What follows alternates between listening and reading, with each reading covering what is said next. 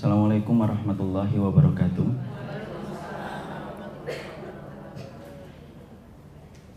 Innal hamdalillah wassalatu wassalamu ala Rasulillah wa ala alihi wa sahbihi wa man tabi'ahum bi ihsan ila yaumil qiyamah. Ibu-ibu yang semoga Allah rahmati dan Allah berkahi, bersyukurlah kita kepada Allah atas seluruh kenikmatan yang Allah telah berikan kepada kita selaku hambanya Allah Subhanahu wa ta'ala. Karena tidak ada kendaraan bagi hati mengarungi kehidupan untuk mendapatkan keridhaan dari Allah Subhanahu wa ta'ala, kecuali hati kita mempunyai kendaraan yang bernama syukur dan bernama sabar. Karena sesungguhnya kendaraan syukur dan kendaraan sabar itulah yang akan menjadikan hati kita mengarungi kehidupan, diridhai oleh Allah dan dicintai oleh Allah ketika kita senantiasa mampu menjadikan hati kita bersyukur kepada Allah atas semua kenikmatan yang telah Allah berikan kepada kita selaku hambanya. Allah berfirman di salah satu ayatnya, "Ma yaf'alullahu bi'adzabikum in syakartum wa amantum." Allah itu tidak akan pernah mengadab kalian, kata Allah, ketika kalian itu senantiasa bersyukur kepada Allah dan senantiasa kalian itu beriman kepada Allah. Inilah yang menjadikan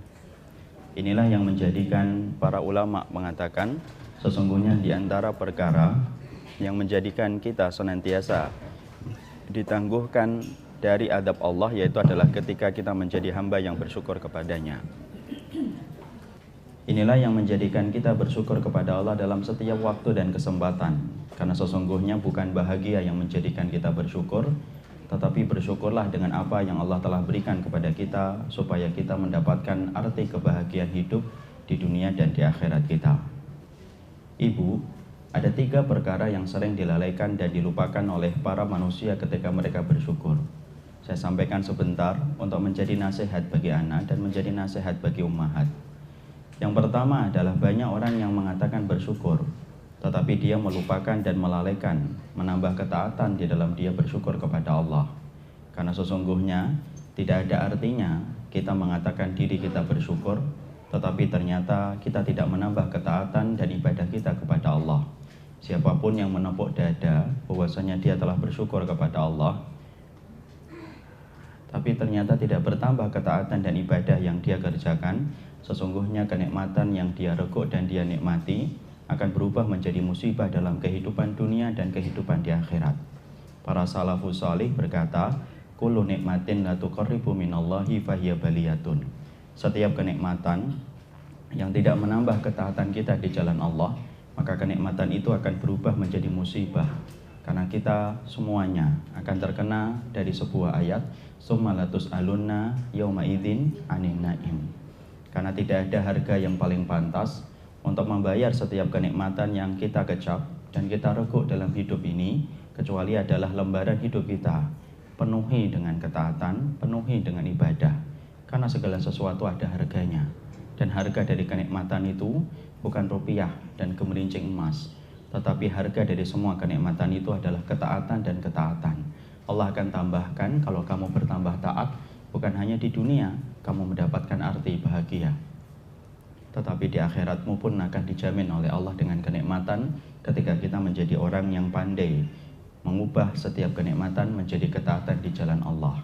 Inilah yang paling penting.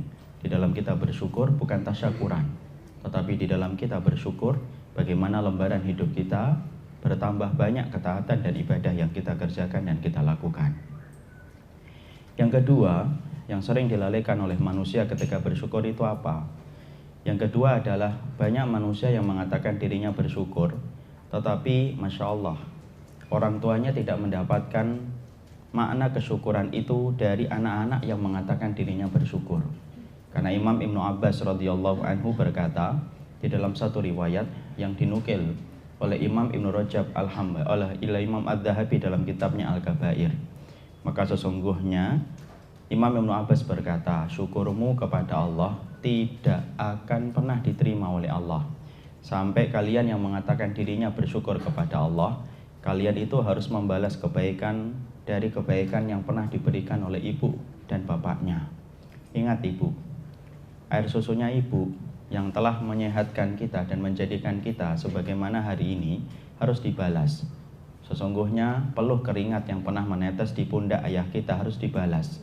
siapapun hari ini seorang anak yang mengatakan saya telah bersyukur kepada Allah, tapi ternyata ibunya meneteskan air mata, ayahnya berkalang di dalam kesedihan, memikirkan muamalah anaknya yang tidak kunjung membaik kepada mereka, jangan harap Allah akan membuka pintu langit untuk menerima syukurmu kepadanya kalau orang tuamu itu masih menangis, kalau orang tuamu itu masih bersedih.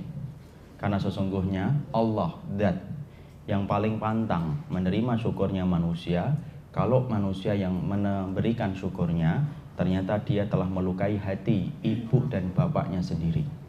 Ingat ibu, kebaikan yang Allah segerakan di dunia sebelum kebaikan itu dibalas di akhirat, yaitu adalah kebaikan kepada orang tua. Kejahatan yang Allah balas di dunia sebelum kejahatan itu dibalas perih dengan adab di akhirat, yaitu kejahatan kepada orang tua. Perhatikan kedudukan ibu di hati ibu kandungnya dan di hati ayahnya, karena sesungguhnya itulah pintu tengahnya surga kita menuju kepada Allah. Allah tidak akan pernah buka pintu langit sampai Allah mendapati dirimu, diri saya itu betul-betul mendapatkan kedudukan istimewa di hati ibu kita dan di hati bapak kita. Barulah Allah terima syukurmu sebagai seorang hamba ketika kamu telah memberikan kebahagiaan untuk ibu dan bapakmu. Inilah yang dikatakan oleh Imam Ibnu Abbas radhiyallahu anhu. Yang ketiga, di antara perkara yang kita harus wajib mengerti di dalam kita bersyukur adalah Rasulullah SAW bersabda di dalam hadis yang sahih yang diriwayatkan dari Imam Ahmad dari Abu Hurairah radhiyallahu anhu, di mana Rasulullah SAW bersabda, "Man lam yashkurin nas, lam yashkurillah." Siapapun manusia yang tidak bersyukur kepada manusia yang pernah berbuat baik kepadanya, pada hakikatnya dia tidak mampu bersyukur kepada Allah. Perhatikan ibu, parameter syukur kita kepada Allah diukur oleh Nabi dengan parameter syukurnya ibu kepada orang yang telah pernah berbuat baik kepada ibu. Kita ini makhluk yang lemah. Allah kirimkan orang-orang yang baik di sekitar kita, menguatkan kita, mendukung kita, memberikan kebaikan kepada kita. Maka sesungguhnya Masya Allah, Allah tidak akan pernah terima syukurmu kepada Allah kalau orang-orang yang pernah menitipkan kebaikan di dalam gudang kehidupanmu, tetapi mereka kecewa karena kamu tidak membalas kebaikan mereka. Rasul sampai bersabda, Allah tidak butuh kepada orang yang tidak pernah bersyukur kepada orang-orang yang berbuat baik kepadanya. Bahkan Rasulullah bersabda tadi, sesungguhnya barang siapa yang tidak bersyukur kepada manusia tidak akan mampu bersyukur kepada Allah. Kenapa? Para ulama menjelaskan, kalau kepada manusia yang dekat ketika mereka menitipkan kebaikan dalam gudang hidupmu, kamu tidak mampu membalas mereka, apalagi kepada zat yang tidak terlihat, yaitu adalah Allah Subhanahu wa Ta'ala. Berikan manfaat sebanyak-banyaknya ibu, karena sesungguhnya Allah itu mencintaimu, mengokohkan kakimu ketika pada waktu hari kiamat berdasarkan manfaat yang kamu tebarkan dan kamu titipkan kepada banyak manusia. Jadilah kita kayak sungai ibu, di dalam memberikan manfaat. Ibu tahu sungai? Sungai itu gampang untuk diambil manfaatnya. Ibu kalau pengen renang tinggal nyebur. Ibu ketika pengen kencing, tidak protes itu sungai. Ketika ibu kemudian pengen buang air besar, tinggal ngambil karton, tutup, selesai. Sungai pun tidak akan protes. Ibu ketika ngambil airnya, silahkan. Dia tidak pernah memberikan tarif sebagaimana PAM memberikan tarif setiap 1 kubiknya. Itulah sungai. Dia begitu lapang ketika memberikan manfaat dan begitu mudah. Jangan jadikan dirimu sebagaimana sumur. Sumur itu susah diambil manfaatnya. Kalau dibuat renang tidak bisa, diameternya cuma 1 meter. Kalau kemudian diambil airnya susah karena harus menggunakan timba atau menggunakan tali. Kalau tidak pakai timba dan tidak pakai tali, kita harus pakai pompa air, harus pakai listrik, harus kemudian banyak hal yang harus kita kerjakan. Masya Allah, jangan jadikan diri kita sebagai orang yang beriman itu kayak sumur, di mana orang di sekitar kita susah betul ngambil manfaatnya dari diri kita. Pengen bertanya, tidak dijawab. Memerlukan sesuatu, tidak kita memberikan. Bahkan kemudian orang-orang yang pernah nitipkan kebaikan sampai kecewa. Ya Allah, ternyata hanya semacam itu dia perlakuannya kepada kita. Jangan kayak sungai, jangan kayak sumur. Tapi jadikanlah dirimu sebagaimana sungai. Begitu mudah untuk diambil manfaatnya. Tidak usah mengharapkan apapun kecuali adalah Allah. Sungai tidak pernah protes. sungai tidak pernah keberatan selama dia memberikan manfaat, maka sesungguhnya dia lapang dan tidak pernah menutup dirinya dari orang-orang yang ingin mengambil manfaat darinya. Itulah hakikat kita. Hakikat orang yang beriman memberikan manfaat. Bukankah Abu Hurairah memberikan manfaat? Bukankah Ibunda Aisyah memberikan manfaat? Bukankah para sahabat memberikan manfaat? Sampai hari ini kita masih mengambil manfaat dari hadis-hadis yang dihafalkan oleh mereka. Inilah pentingnya bagi kita untuk membalas kebaikan orang yang pernah berbuat baik sama kita. Kalau kita ada yang ngomong, Ustadz, saya tidak punya uang untuk membalas kebaikan mereka. Membalas itu tidak selalu dengan uang. Kalau kamu memang tidak punya uang dan materi untuk membalas kebaikan seseorang, Masya Allah, panjangkan tanganmu, panjangkan lidahmu untuk kemudian mendoakan mereka. Karena doa merupakan karunia terindah yang diberikan seorang hamba yang beriman kepada hamba yang beriman kalau dia ingin memberikan kebaikan kepada orang sebanyak-banyaknya. Inilah 3 perkara yang sering dilupakan oleh manusia ketika mereka bersyukur kepada Allah Subhanahu wa Ta'ala. Semoga kita dengan perjalanan ilmu yang kita gali, 1, bukan menjadikan kita buruk akhlak, tetapi menjadikan kita banyak memberikan manfaat. 2, orang tua kita semakin tersenyum lebar ketika mereka bangga bahwasanya anak-anak mereka selalu berusaha untuk membalas kebaikan mereka. 3, yaitu adalah bagaimana kita bertambah ketaatan dengan kita bersyukur kepada Allah dalam setiap waktu dan setiap saat yang kita miliki. Inilah yang menjadi mukaddimah dalam pertemuan kita hari ini insyaallah. Ibu-ibu yang semoga Allah rahmati dan Allah berkahi, saya mohon maaf karena datang serangan mah ini tadi mendadak, jadi masih agak sakit. Semoga ibu-ibu bersabar insyaallah. Ustadznya bersyukur mendapatkan jamaahnya bersabar, kemudian jamaahnya bersabar mendapatkan ustadz kayak saya. Yang sabar dan yang syukur sama-sama masuk surga.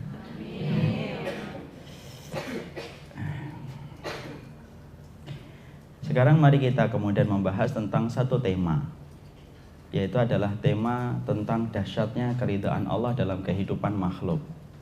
Karena kita sepakat bahwasanya di dalam kita beribadah kepada Allah, kita ini memerlukan cinta. Karena apapun yang dilakukan di dalam kehidupan, apabila kita ditopang dengan cinta, menjadikan perjalanan kita menjadi lebih ringan ketika kita selalu memiliki rasa cinta dalam setiap lembaran-lembaran kehidupan kita. Kalau kemudian boleh, saya mengambil contoh yang kecil. Berapa banyak orang-orang yang mereka apabila telah jatuh cinta, sesungguhnya ketika mereka telah jatuh cinta, banyak kekuatan-kekuatan yang Allah berikan ketika seseorang itu telah jatuh cinta.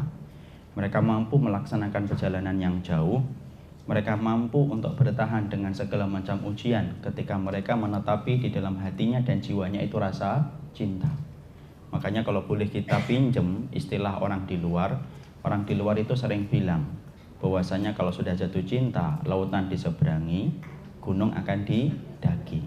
Karena menggambarkan kekuatan cinta yang sangat besar dalam kehidupan makhluk dengan makhluk yang lainnya. Ternyata di dalam Islam itu meletakkan cinta dalam porsi yang besar. Masalah cinta di dalam Islam itu dikatakan menjadi mahabbah. Mahabbah itu cinta. Di mana Rasulullah SAW mengerti betul ini merupakan masalah penting. Karena yang memberikan kekuatan bagi manusia ketika mereka berjalan dalam hidup ibadah, kalau mereka itu memiliki rasa cinta, sesungguhnya perjalanan ibadah itu menjadi lebih ringan ketika dibungkus ibadah mereka dengan rasa cinta. Kita mendapati ada seorang sahabat kayak Sa'ad bin Abi Waqqas. Ketika telah jatuh cinta kepada Robnya, Masya Allah, ibu tahu ujiannya Sa'ad bin Abi Waqqas? Ibunya itu memberikan kepadanya pilihan, nak, aku akan mogok makan, mogok minum, sampai kamu keluar dari agama yang dibawa oleh Muhammad.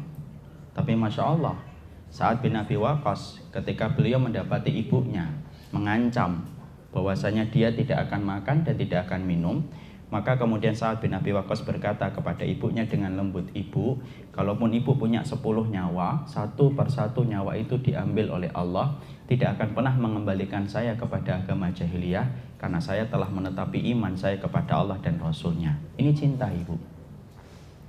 Ini pula yang terjadi kepada sahabat putranya Abdullah bin Ubay. Abdullah bin Ubay ini siapa ibu? Seorang tokoh munafik. di mana tokoh munafik ini betul-betul memperlihatkan kebencian kepada Nabi di belakang Rasul.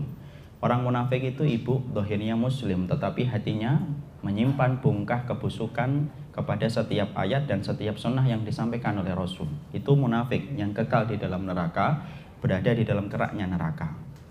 Maka ketika Abdullah bin Ubay semakin tebal kejahatan-kejahatan yang dia lakukan kepada Nabi dan para sahabat, salah satunya dalam perang Uhud, dia memobilisasi massa untuk kembali ke Madinah dan tidak melanjutkan perang. Itu salah satu kejahatan Abdullah bin Ubay. Maka kemudian ketika desas-desus orang berkata bahwasanya dia akan dibunuh, ibu tahu siapa yang pertama kali menemui Rasulullah? Yang pertama kali menemui Rasulullah adalah putranya Abdullah bin Ubay. Dan kemudian dia berkata, ya Rasulullah, kalau memang telah turun wahyu bahwasanya ayah saya harus dibunuh karena kejahatan-kejahatannya kepada engkau ya Rasulullah, maka izinkan saya yang akan memenggal kepala ayah saya untuk membuktikan cinta saya kepada Allah dan supaya saya tidak dendam apabila ayah saya dibunuh sama orang lain. Masya Allah, dahsyat betul bagaimana kekuatan cinta yang terjadi kepada jiwa para sahabat ketika Nabi menjadi murabbi paling sukses menanamkan jiwa mahabbah, menanamkan mahabbah ke dalam jiwa para sahabat. Makanya tidak mengherankan bagaimana kumpulan manusia-manusia yang telah tertanam di dalam jiwanya mahabbah, cinta yang besar kepada Allah, mereka diperintahkan oleh Allah meninggalkan Mekah tanpa membawa apapun bekal kecuali apa yang menempel pada tubuh mereka. Mereka laksanakan tanpa mereka merasa berat, karena di situ mereka mendapati ada Allah dan di situ mereka mendapati ada Rasul. Inilah kekuatan cinta, karena kekuatan cinta adalah kekuatan yang sangat besar. Kalau kita sudah menyebut kata cinta itu identik dengan kebahagiaan, kata cinta itu identik dengan sukacita, karena kita sepakat sesungguhnya warna dominan dalam rasa cinta itu adalah kebahagiaan. Makanya kalau ada seorang suami dicintai istrinya, maka dia bahagia ketika istrinya sesuai dengan harapan dia. Tidak ada seorang suami yang pergi ke kantor nangis, ditanya, kenapa nangis? Saya dicintai sama istri saya. Tidak ada. Sebagaimana sebaliknya, seorang istri pun semacam itu ketika dia merasa dicintai penuh oleh suaminya, ketika suaminya pun sama sebagaimana dia. Inilah yang menjadikan kita ingin mencoba menelusuri apa yang ditanamkan oleh Rasulullah ke dalam jiwa para sahabat sampai para sahabat betul-betul menempatkan rasa cinta mereka itu yang besar kepada Allah. Rasa cinta mereka kepada Allah mengalahkan rasa cinta mereka kepada anak, mengalahkan rasa cinta mereka kepada suaminya, mengalahkan rasa cinta mereka kepada siapapun. Kenapa? Sudah betul-betul mereka itu mendarah daging rasa cinta mereka kepada Allah. Perhatikan ibu, selain dari Sa'ad bin Abi Waqqas, ada seorang wanita, yaitu adalah Ummu Khonsa. Ummu Khonsa, Masya Allah ibu, dari wanita yang ringkih, lemah, rapuh sebelum dia mengenal Islam, tapi menjadi wanita yang kuat, tegar, dan kokoh setelah dia mengenal Allah. Ibu tahu perjalanan Ummu Khonsa sebelum dia masuk Islam, sebelum kenal dengan Allah, maka dia adalah termasuk barisan wanita yang benci kepada Nabi, layaknya Hindun, layaknya Ummu Jamil. Maka kebenciannya kepada Rasulullah dan para sahabat ditunjukkan secara nyata. Dia perintahkan saudara-saudaranya untuk ikut peperangan untuk melawan Rasulullah. Tahukah kita, kakak tirinya Ummu Khonsa mati dalam peperangan. Apa yang menimpa kepada Ummu Khonsa setelah dia mengetahui kakak tirinya itu meninggal dunia? Masya Allah, Ummu Khonsa menepuk-nepuk pipi, meraung-raung, bergulung-gulung di atas tanah karena dia sedih ditinggalkan oleh kakak tirinya. Padahal itu kakak tiri, bukan kakak kandung. Berbulan-bulan dia merasakan nestapa kesedihan ketika dia kehilangan kakaknya. Padahal itu kakak tiri. Perhatikan Ummu Khonsa, setelah dia mengenal Allah, cintanya kepada Allah menjadi cinta yang paling besar. Maka seorang wanita yang ringkih menjadi wanita yang kuat. Wanita yang rapuh menjadi wanita yang kokoh. Wanita yang lemah menjadi wanita yang super. Setelah dia menetapkan cintanya itu hanya untuk Allah. Apa yang terjadi? Ummu Khonsa setelah beliau masuk Islam, maka Masya Allah, proses imannya menjadikan dia itu cinta kepada Allah semata. Sampai dalam satu peperangan akan dilaksanakan oleh Nabi, jihad fisabilillah. Ummu Khonsa membangun kemah. Dia kumpulkan 4 putranya. Kemudian dia beritahu kepada 4 putranya ini, nah, saya gadaikan kalian semuanya nanti di jalan Allah. Besok tidak ada dari kalian yang tinggal di sini sama ibu. besok kalian menemani Rasul ya, berjihad bersama Rasul dan para sahabat. Dan ibu berdoa, empat-empatnya dari kalian tidak ada yang pulang. Dan ibu menginginkan supaya kalian semuanya mendapatkan syahid di dalam peperangan bersama Nabi dan para sahabat. Masya Allah. Mungkin kita mengira Allah itu lip service karena waktu malam. Tapi ternyata di waktu paginya dibuktikan dengan nyata. Maka kemudian 4 anaknya satu persatu pamit kepada Ummu Khansah. Padahal Ummu Khansah ngerti loh, bisa jadi 4 anaknya ini tidak ada yang balik lagi dan mampu dia temui. Tapi tegar. Perang itu kemudian bersama Rasulullah 4 putranya. Masya Allah apa yang terjadi? Kurir memberitahukan kepada Ummu Khansah bahwasanya 4 anaknya terbunuh semuanya di jalan Allah dan wafat gugur di jalan Allah dan tidak ada yang pulang. Tidak ada yang kembali. Perhatikan Ummu Khansah. Ummu Khansah itu saat itu apakah dia menepuk-nepuk pipi? Kalah, enggak. Apakah dia menyobek-nyobek baju? Enggak. Dia hanya kemudian menangis, meneteskan air mata sedikit, kemudian dia di dalam satu riwayat dia bersujud, kemudian dia bersyukur bahwasanya telah mendapatkan syafaat dari 4 anaknya ketika telah terbunuh di jalan Allah. Masya Allah ibu, kalau ibu tidak membaca itu dalam lembaran kisahnya para ulama, ibu tidak akan percaya. Tapi kita bayangkan, Masya Allah, mana ada sih seorang ibu yang kehilangan anaknya? Berapa banyak ibu yang selalu berkata, daripada saya melihat anak saya mati, lebih baik saya yang mati. Daripada melihat anak saya sakit, saya yang minta sakit Ustadz kalau melihat anak saya sakit. Itulah rahmat yang Allah berikan kepada setiap wanita di atas muka bumi. Tapi perhatikan Ummu Khansah, cintanya kepada Allah itu tidak hambar, tapi cintanya kepada Allah itu terbukti, ngalir dalam setiap aliran darahnya Ummu Khansah.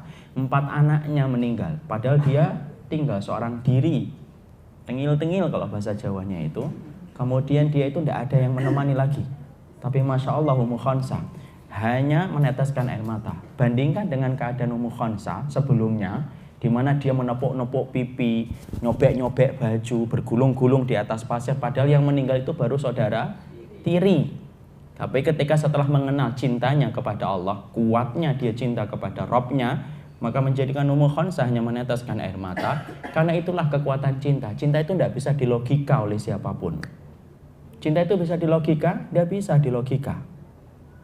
Dan cinta ketika antara manusia tidak bisa dilogika, apalagi cintamu kepada Allah itu tidak bisa dilogika. Makanya ibu kalau membaca kisahnya para sahabat satu persatu, kita ini tidak akan pernah membayangkan bahwasanya itu manusia. Kita membayangkan mereka itu malaikat. Karena apa? Karena jiwa mereka itu betul-betul cinta kepada Allah yang menjadikan mereka itu dahsyat di dalam membuktikan rasa cinta mereka kepada Allah. Selesai Ustadz? Belum. Sambilkan kisah lagi, yaitu adalah seorang sahabat wanita, yaitu adalah Ummu Sulaim radhiyallahu anha. Ummu Sulaim ini juga mendapatkan ujian yang berat ketika suaminya meminta izin, bukan meminta izin, menyampaikan bahwasanya dia ingin berjihad di jalan Allah. Ummu Sulaim mempersilahkan. Maka beliau memiliki anak. Apalah daya ketika suaminya sedang sibuk berjihad di jalan Allah, maka putranya meninggal dunia, menderita sakit. Lalu kemudian Ummu Sulaim seorang diri mendapati anaknya meninggal dunia. Masya Allah. Maka kemudian Ummu Sulaim memandikan anaknya, mengkafani anaknya, padahal saat itu tidak ada suaminya. Suaminya sedang sibuk berjihad. Masya Allah, setelah dikuburkan itu anaknya, maka kemudian Masya Allah, dia mendapati kabar bahwasanya suaminya itu akan pulang. Mungkin kita akan membayangkan, oh Ummu Sulaim pasti nangis-nangis, mungkin akan ngomong, kamu itu kemana aja sih? Anak kita meninggal malah kamu ngelayap di luar, nggak kemudian pulang-pulang. Mungkin itu yang kita bayangkan dan kita pikirkan. Tapi ternyata enggak. Ummu Sulaim itu ketika dia mendapati kabar bahwasanya pasukannya Rasulullah itu kembali ke Madinah, apa yang dilakukan Ummu Sulaim? Ummu Sulaim itu berdandan ibu, secantik mungkin, seelok mungkin, secantik mungkin untuk menarik hati suaminya. Maka kemudian ketika suaminya datang mengetuk pintu, dibukakan oleh Ummu Sulaim. Wah, Tolha suaminya kaget. Begitu cantik dan mempesona istrinya di malam itu. Saking terpesonanya Tolha melihat Ummu Sulaim, maka dia tidak sempat untuk bertanya di mana anak mereka. Mereka asik masuk pada malam itu, mereka bercanda, mereka menghabiskan malam bersama sampai kemudian dicampuri Ummu Sulaim radhiyallahu anha pada malam itu. Di pagi harinya Ketika kemudian suaminya bangun, baru kemudian dia tanya, kok anak kita tidak kedengeran? Di mana anak kita? Masya Allah. Coba ibu, seorang wanita yang hatinya menangis, Masya Allah ya, ternyata masih mampu memperlihatkan wajah senyuman kepada suaminya karena dia pingin supaya suaminya itu tidak langsung mendapatkan berita yang menyedihkan. Masya Allah, itulah wanita salihah. Sampai merelakan bom itu pecah di hatinya, tapi tidak pecah di wajahnya. Coba saya bayangkan itu kayak apa Ummu Sulaim. Malam itu dia tertawa, dia menggoda suaminya, padahal hatinya lagi menangis. Karena ditinggalkan seorang anak itu bukan perkara yang ringan. Maka kemudian pagi harinya ketika ayahnya itu bertanya, ketika suaminya bertanya, di mana anak kita? Maka kemudian Ummu Sulaim pun masih bisa mengatur kata-kata yang indah. Apa yang dikatakan oleh Ummu Sulaim? Ummu Sulaim itu berkata kepada suaminya, Mas, kalau bahasa Jawa kita, ini kalau kemudian kita dititipi dengan titipan, pinjaman, lalu pinjaman itu diambil kembali oleh orang yang memiliki barang itu. Boleh nggak bagi kita untuk menahannya, ataukah bagi kita mengembalikannya? Perhatikan jawaban dari Ummu Sulaim. Jawaban dari suaminya Thalhah. Suaminya lalu kemudian menjawab, ya harus dikembalikan. Tidak boleh ditahan? Tidak boleh ditahan. Kenapa? Itu bukan milik kita. Dari kias, analogi yang sederhana, tapi analogi yang cantik sekali. Maka kemudian Ummu Sulaim lalu berkata dengan tutur kata yang lembut kepada suaminya, Masya Allah, begitu juga dengan anak kita. Anak kita ini titipan. Dan anak kita telah dipanggil kembali oleh Allah titipan itu. Masya Allah. Thalhah itu sempat kaget ketika dia mendapati berita itu. Memberitahukan kepada Nabi, dan ketika memberitahukan kepada Nabi, Nabi cukup berkata, Allah meridhoi apa yang kalian berdua lakukan tadi malam. Masya Allah. Ternyata kemudian Allah dan Rasulnya tidak marah dengan apa yang dilakukan oleh Ummu Sulaim. Bahkan Allah meridhoi ketika wanita yang solihah ini bagaimana dia menyimpan berita itu dan menyampaikan kepada suaminya di waktu yang sangat tepat. Maka kemudian akhirnya apa? Allah meridhoi apa yang dilakukan oleh Ummu Sulaim dan Thalhah malam itu. Apa yang terjadi? Allah mengganti anaknya dengan anak yang baru, yang lebih solih, yang lebih baik, dan lebih daripada sebelumnya yang telah diwafatkan oleh Allah. Apa yang menjadikan Ummu Sulaim mampu untuk kemudian menahan air mata di hatinya dan tidak memperlihatkan di wajahnya? Ya karena cinta kepada Allah. Dia paham bahwasanya anak itu adalah titipan yang dititipkan oleh Rabb yang dia sembah, dan sewaktu-waktu titipan itu akan diambil oleh Allah. Saya mengambil dua contoh ini untuk menggambarkan kepada kita betapa dahsyatnya kehidupan para sahabat, bukan hanya yang laki-laki umum, tapi yang perempuan. Bagaimana ketika aliran darah mereka sudah diisi dengan mahabbah mereka kepada Allah, maka sesungguhnya Masya Allah dahsyat kekuatan mereka di dalam kehidupan. Inilah yang kita akan coba untuk lihat. Apa sih yang ditanamkan oleh Nabi? Ketika Nabi itu menanamkan kepada para sahabat jiwa mahabbah, sampai betul-betul para sahabat itu yang mereka cinta itu hanyalah Allah dan Rasul. Karena Syekhul Islam Imam Ibn Taimiyah berkata, hatimu ketika beribadah tidak akan sempurna hatimu sampai kamu mengumpulkan 3 unsur. 1, kamu harus punya khauf, takut kepada Allah. 2, roja, kamu punya harapan kepada Allah. 3, mahabbah, kamu harus punya rasa cinta kepada Allah. Orang yang beribadah tanpa khauf jadinya murji'ah. Tapi kalau beribadah punya khauf, tidak punya roja, maka dia menjadi khawarij. Orang yang beribadah dengan mahabbah tok, maka jadinya menjadi zindik. Maka harus 3, hatimu kadang harus takut, kadang hatimu harus punya berharapan kepada Allah, dan yang ketiga, hatimu dilapisi dan dibungkus dengan hangatnya mahabbah. Karena dengan hangatnya mahabbah menjadikan perjalanan ibadah kita walaupun berat, tetapi mampu dilewati oleh orang yang kuat imannya. Karena yang mengkuatkan dan mengokohkan jiwa seseorang itu karena rasa cinta yang tertanam secara hak kepada Allah. Inilah pentingnya bagaimana kita harus paham apa yang dilakukan oleh Allah kalau kemudian Allah itu telah jatuh cinta kepada hambanya. Mari kita kemudian membahas apa yang dilakukan oleh Allah ketika Allah itu telah jatuh cinta kepada hambanya.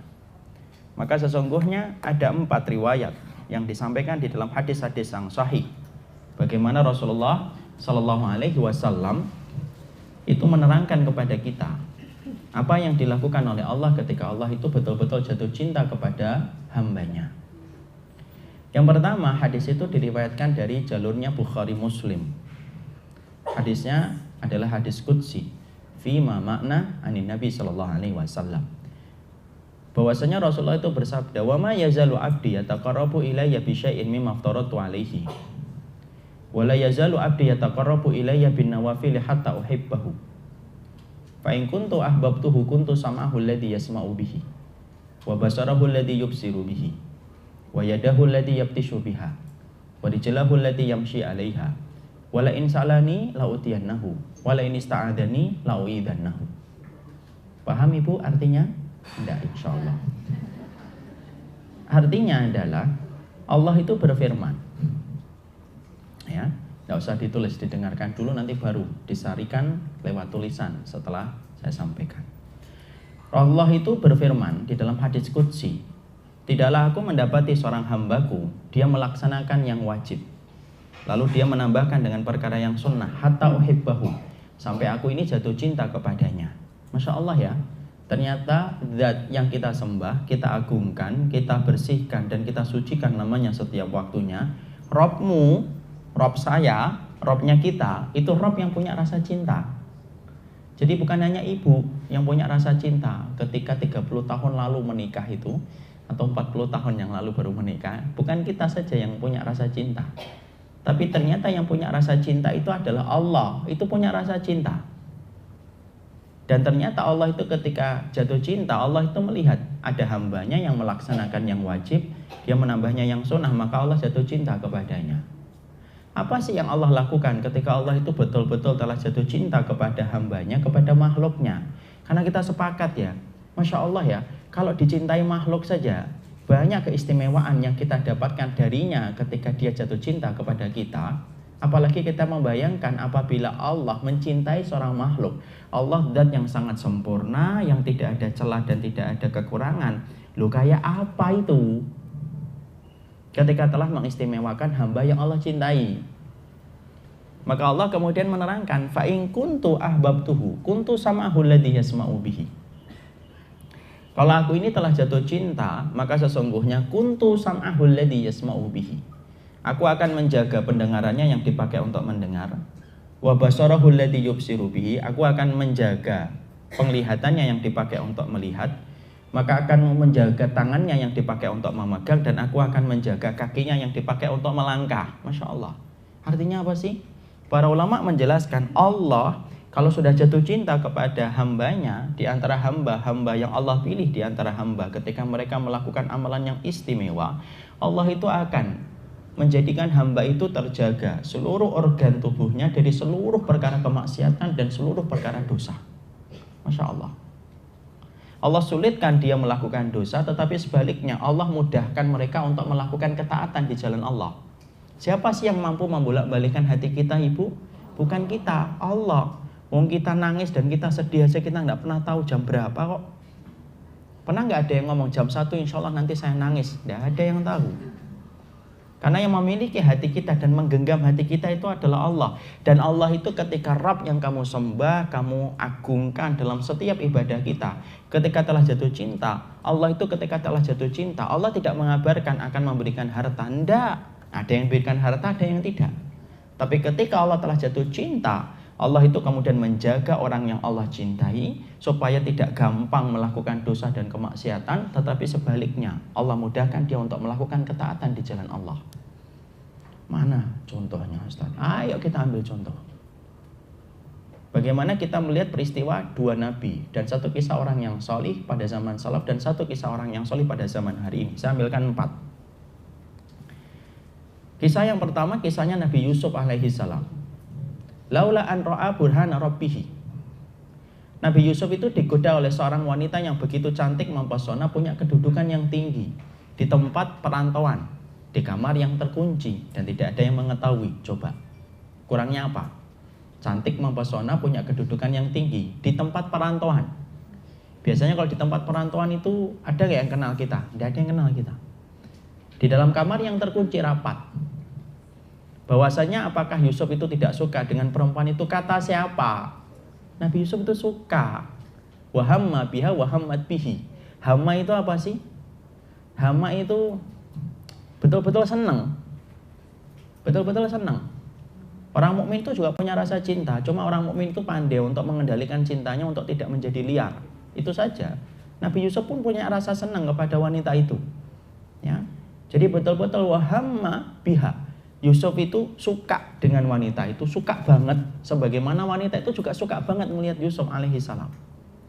Tapi apa yang menjadikan Nabi Yusuf ketika punya kesempatan gede untuk melakukan perkara itu, tetapi kemudian mampu ditinggalkan oleh Yusuf alaihi salam setelah semua fasilitas itu mendukung dia untuk melampiaskan apa yang menjadi nafsunya. Dikatakan oleh Allah dalam surat Yusuf, laula an ra'a burhana rabbih. Kalaulah bukan karena dia melihat tanda-tanda Rabb-nya, maka dia itu akan jatuh. Ibu tahu nggak apa tafsirnya? Apa yang dilihat oleh Nabi Yusuf sampai dikatakan oleh Allah kalaulah bukan karena melihat tanda-tanda Rabb-nya? Sebagian riwayat ada yang mengatakan sesungguhnya Nabi Yusuf itu melihat ayahnya Yakub. Yusuf, kamu itu nabi, tidak boleh itu, jangan dideketin. Tinggalkan. Dia melihat kayak 3 dimensi langsung itu. Makanya di situ para ulama mengatakan pendidikan yang paling membekas dalam jiwa anak itu bukan pendidikan ibu, tapi pendidikan bapak. Tapi yang paling istiqomah menemani anak itu siapa? Ibu. Tapi yang paling membekas itu membentuk pola karakter anak itu siapa? Ayah. Ya, itu yang pertama satu riwayat. Ya, karena yang dilihat oleh Nabi Yusuf itu bukan ibunya, yang dilihat oleh Nabi Yusuf itu siapa? Ayahnya. Sebagian riwayat itu mengatakan sesungguhnya Nabi Yusuf saat itu yaitu adalah melihat Allah itu memperlihatkan tentang adab neraka detail, di mana Allah itu memperlihatkan adab apa yang Allah berlakukan kepada orang yang berzina. Ketika Nabi Yusuf melihat gambaran itu, maka Nabi Yusuf itu langsung padam syahwatnya. Mati itu syahwatnya. Lalu kemudian akhirnya Nabi Yusuf mampu meninggalkan wanita tersebut. Masya Allah. Kenapa Nabi Yusuf diperlihatkan oleh Allah adab yang Allah berikan secara pedih kepada orang yang berzina?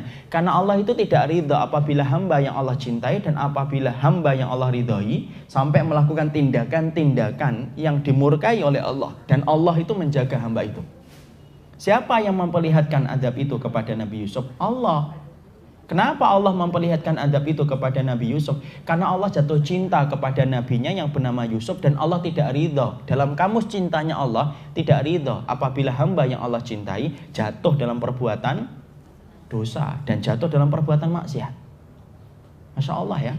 Padahal berapa banyak orang yang mereka itu berzina, ada yang tidak sempat bertobat sampai dia meninggal diwafatkan dalam keadaan berzina. Waliyadzubillah wasallallahu alaihi wasallam. Ada orang yang berzina tidak pernah merasa berdosa dengan zina yang dia kerjakan. Masya Allah, itu amal-amal yang berat dosanya di sisi Allah. Tapi Masya Allah, Nabi Yusuf, karena Allah itu cinta kepada Nabi Yusuf, Allah tidak biarkan Yusuf, itu organ tubuhnya jatuh dalam perkara yang haram. Maka kemudian Allah perlihatkan adab neraka bagi Nabi Yusuf. Lalu padam itu syahwatnya Nabi Yusuf. Dan Nabi Yusuf tinggalkan istri sang raja dalam keadaan menangis ketika dia mendapati makarnya kepada Nabi Yusuf itu tidak dipenuhi oleh Nabi Yusuf. Satu cukup? Enggak. Kita ambilkan contoh yang kedua. Rasulullah SAW dalam satu riwayat Imam Ahmad yang dinukil oleh Sofiyar Rahman al-Mubarakfuri, diterangkan bahwasanya Nabi sebelum beliau menjadi seorang Rasul Muhammad, maka sesungguhnya Rasul itu pekerjaannya apa? Penggembala kambing.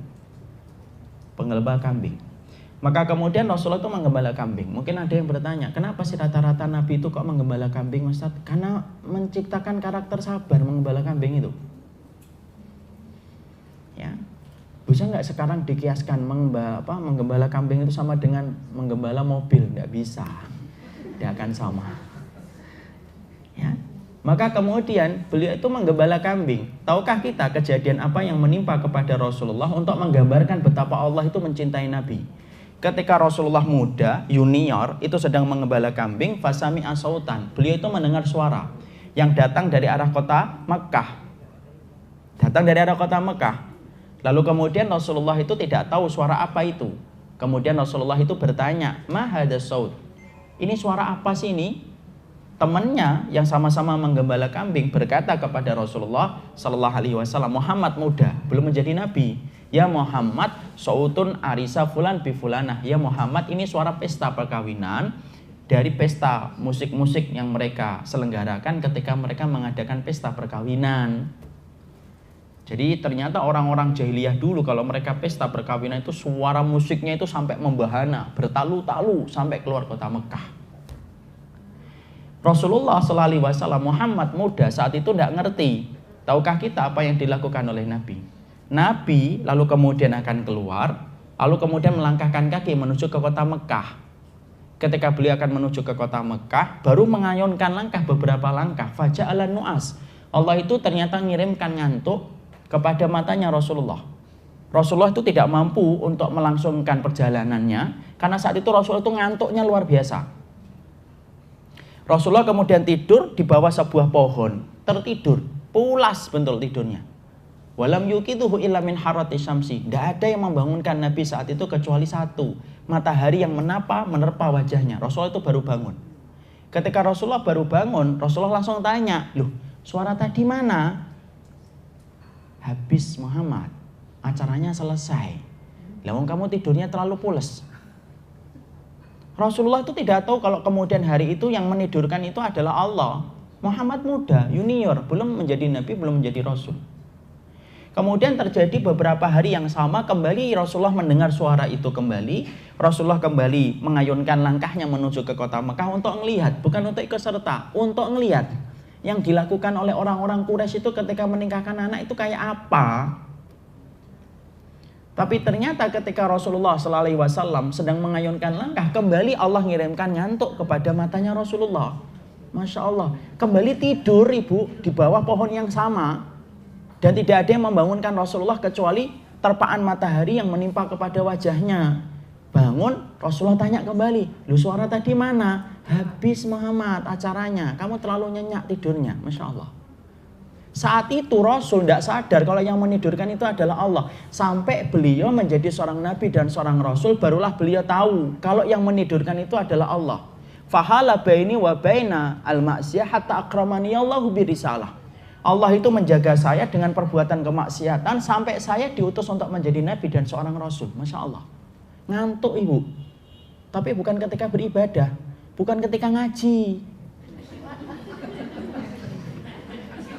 Saya nggak nyindir loh ya.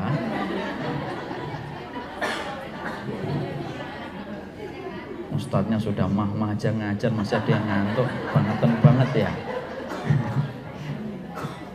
Insya Allah di sini tidak ada yang di sana, insya Allah. Tapi yang di sana pindahan dari sini biasanya. Ngantuknya bukan ketika khutbah Jumat. Ada nggak orang khutbah Jumat itu salamnya sang khatib aja nggak dengar? Kecuali ketika dia qomat, baru kemudian bangun. Ketika bangun pun mau jatuh, karena apa? Kakinya kesemutan. Ibu tidak akan tahu karena ibu bukan orang yang sering sholat Jumat. Kalau saya sering sekali lihat orang itu ketika saking nyenyaknya tidur, bangun itu kesemutan mau jatuh ke belakang. Tapi ditidurkannya itu kemudian oleh Rasulullah, itu ditidurkan oleh Allah ketika beliau itu akan mendatangi kemaksiatan yang dibenci oleh Allah. Allah tutup telinganya, Allah beratkan itu matanya. Masya Allah ya. Padahal berapa banyak dari kita itu kalau baca Quran ngantuk banget. Tapi setelah ditutup, biar buka kembali mati. Lu kemana aja gitu loh. Jadi ternyata sudah, kalau tertawa berarti kita menertawakan diri kita masing-masing. Ada waktunya tertawanya nanti aja. Jadi Masya Allah, ternyata begitulah cara Allah ketika memperlakukan hambanya ketika Allah itu cinta. Cukup Ustadz? Tidak cukup. Saya ambilkan contoh kisah lagi salaf. Ibu tahu ada seorang tabi'in yang bernama Abu Bakar. Tapi bukan Abu Bakar As-Siddiq radhiyallahu anhu. Abu Bakar salah satu di antara salafus saleh, di antara tabi'ut tabi'in. Abu Bakar ini laki-laki yang ganteng, harum, lembut, banyak disenengin oleh wanita. Sampai ada satu wanita yang menyimpan kecintaannya kepada Abu Bakar ini begitu dalam sekali. Sampai akhirnya dia meniatkan dengan niatan jahat. Apa niatan jahat? Dipanggil itu Abu Bakar ke rumahnya sebagaimana istri sang raja ketika mengundang Nabi Yusuf. Ya.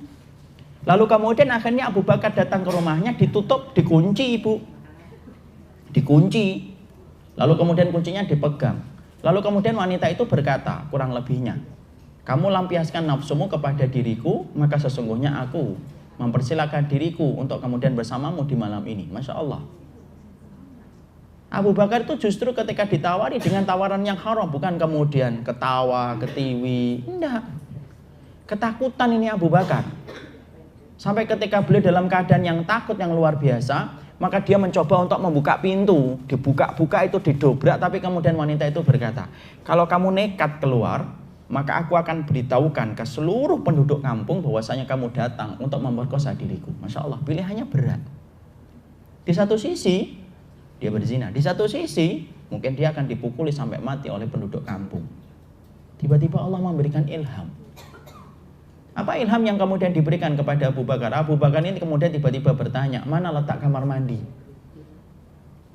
Lalu kemudian wanita itu merasa senang. Wah, berarti dia udah siap mandi-mandi nih. Siap-siap nih. Diarahkan dia ke kamar mandi. Ketika diarahkan ke kamar mandi, maka kemudian wanita ini menunggu di luar, Ibu. Apa yang dilakukan oleh Abu Bakar ketika dia berada di kamar mandi? Yang dilakukan oleh Abu Bakar saat itu adalah ngambil kotoran-kotoran itu di kamar mandi sang wanita yang menggoda dia untuk melampiaskan nafsunya. Tanpa merasa jijik, dia lebih jijik dengan perbuatan zinanya daripada jijiknya kotoran. Dilumuri seluruh tubuhnya itu dengan kotoran yang didapatkan dari kamar mandi wanita tersebut. Nggak usah dibayangkan yang kotorannya itu tidak penting, itu tidak intinya dalam cerita. Kemudian dia keluar, ketika keluar dari kamar mandi itu maka dia berkata kepada perempuan tersebut. Perempuan tersebut kaget mendapati Abu Bakar yang dia senangi, tampan, wangi, berubah menjadi laki-laki yang menjijikkan dengan lumuran kotoran di seluruh badannya. Maka kemudian Abu Bakar ini berkata, ayo kalau kamu ingin berzina dengan diriku. Masya Allah. Maka wanita itu kemudian langsung muntah, membuka pintu, diusir Abu Bakar. Masya Allah, sesuai dengan harapan Abu Bakar. Ibu tahu, Masya Allah, Allah berikan karomah. Pulang, mandi, dia bersihkan. Tidur, pagi harinya tercium bau minyak kasturi di seluruh tubuhnya. Dia jalan ke masjid.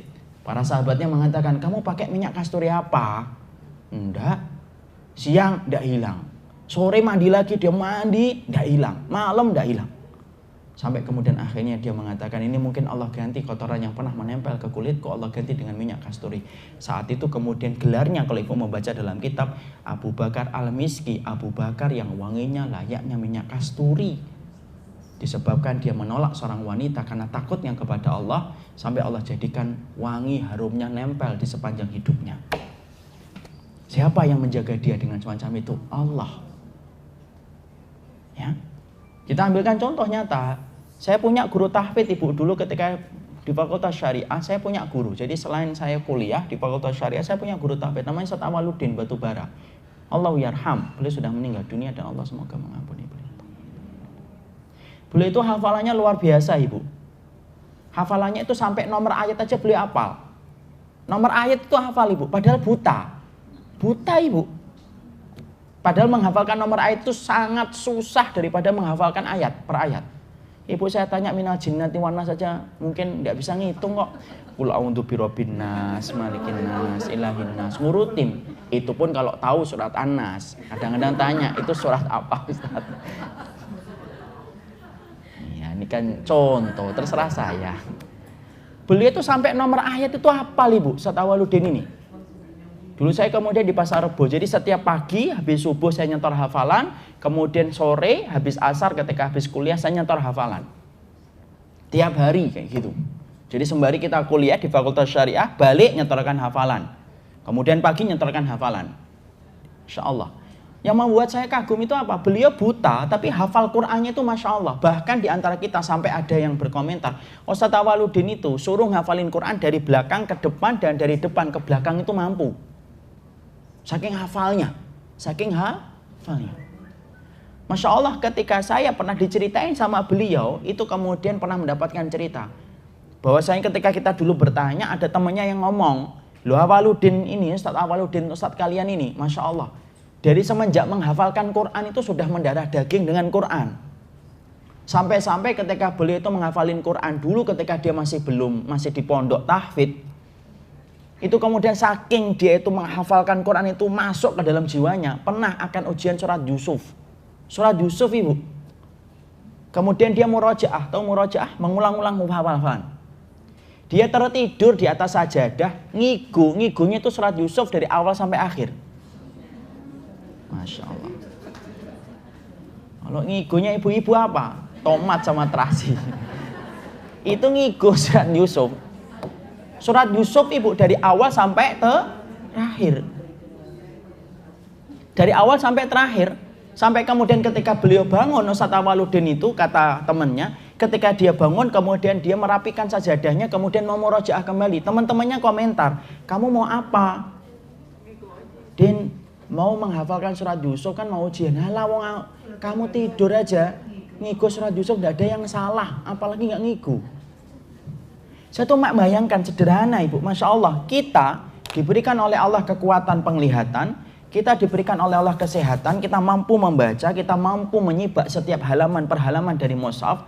Bukan hanya mushaf yang kita bawa melalui kertas, tapi sampai gadget pun ada mushafnya.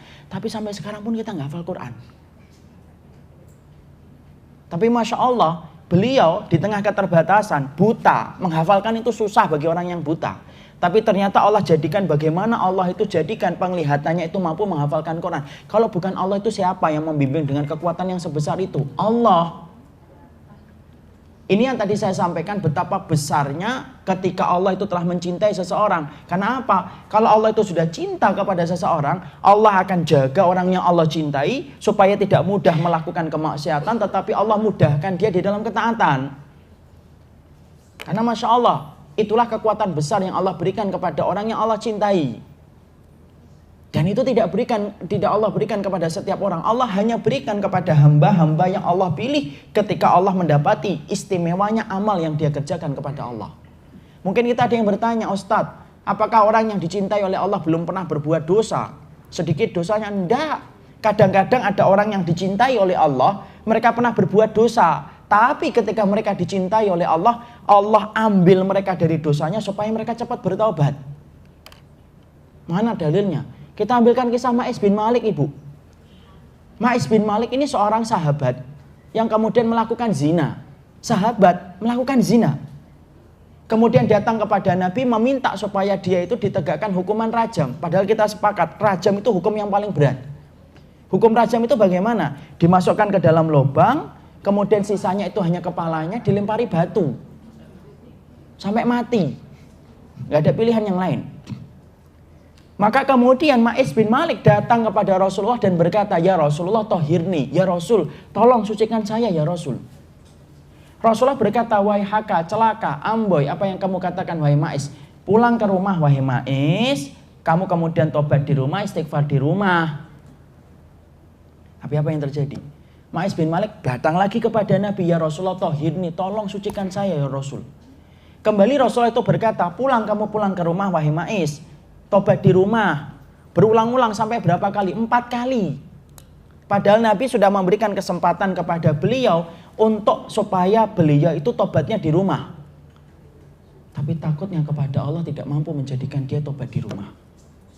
Dia datang kepada Nabi sampai Nabi itu bertanya, Fima utohiruka, dosa kamu itu apa sih Ma'is sampai kamu itu pingin dibersihkan dan disucikan?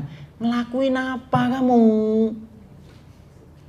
Lalu kemudian Ma'is bin Malik lalu berkata kepada Rasulullah, mina zina ya Rasulullah, tolong ya Rasulullah bersihkan saya dari dosa zina. Ingat loh ibu, dosa zina itu dosa besar.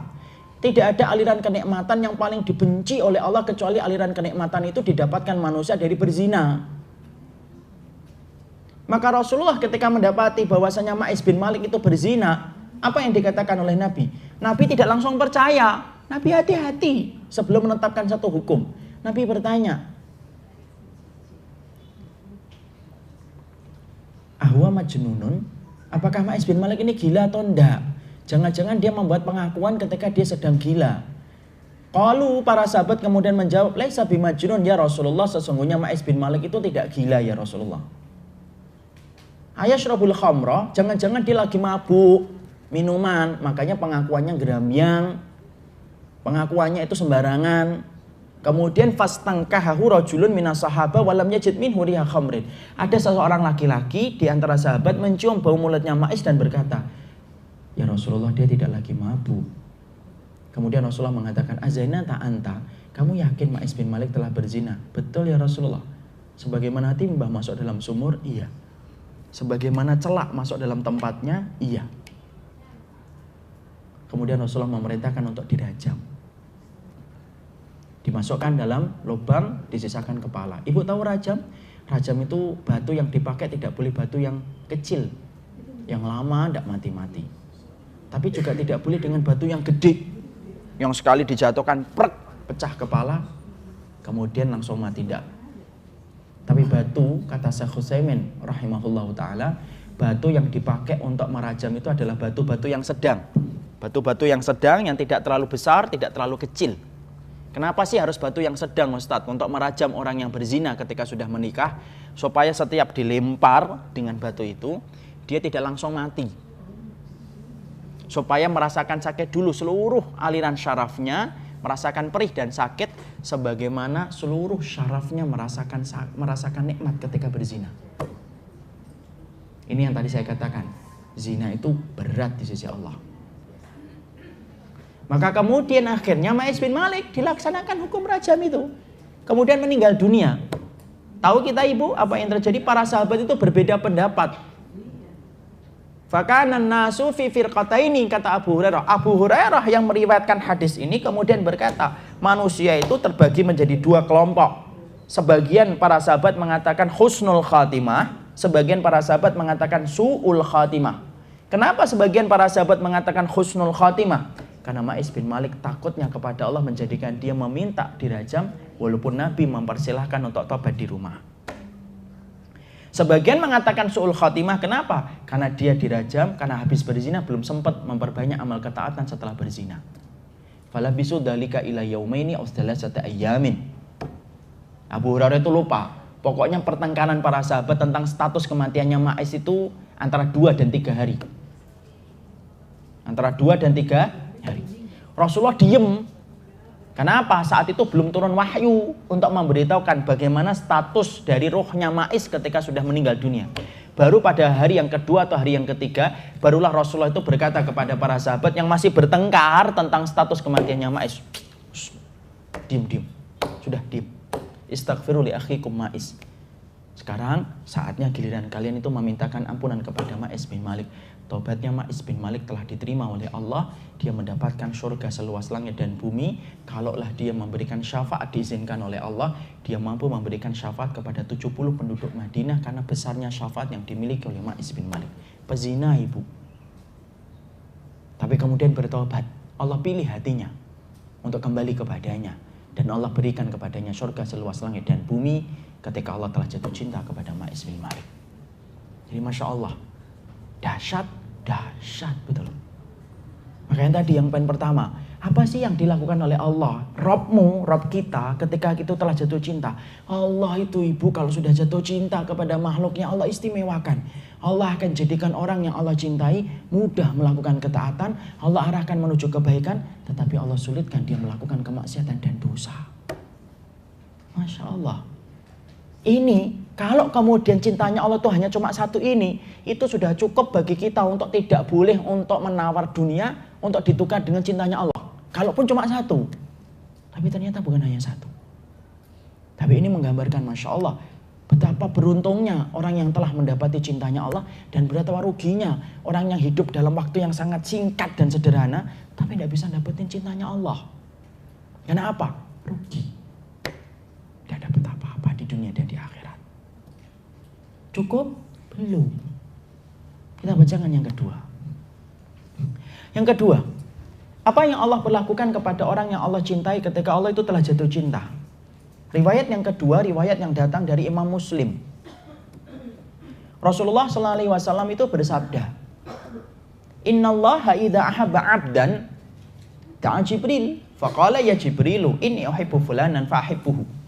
Fayuhibbuhu fayunadi fi ahli sama innallaha yuhibbu fulanan fahibbuhu fayuhibbunahu wa yadha'u lahul qabulu fil ardi. Allah itu kalau sudah jatuh cinta kepada para manusia, Allah itu memanggil malaikat Jibril. Ternyata Allah itu kalau jatuh cinta tidak diem. Allah sampaikan, Allah utarakan siapa orang yang Allah cintai. Masya Allah. Kam min masyhurin fid dunya majhulun fis sama' wa kam min majhulin fid dunya masyhurun fis sama'. Berapa banyak orang yang terkenal di antara kita, tapi tidak dikenal oleh penduduk langit. Dan berapa banyak orang yang mereka tidak dikenal oleh penduduk bumi tetapi dikenal oleh penduduk langit. Allah itu panggil malaikat Jibril dan Allah katakan, "Hei Jibril, inni uhibbu fulanan." Inni uhibbu fulanan. Aku ini jatuh cinta wahai Jibril kepada salah satu di antara hambaku. Allah ceritakan namanya, Allah sampaikan amal yang dilakukan olehnya sampai Allah itu jatuh cinta kepada hamba itu. Masya Allah, berlomba-lomba ibu dapetin cintanya Allah. Tidak ada kuota yang membatasi bagi orang yang ingin mendapatkan cintanya Allah.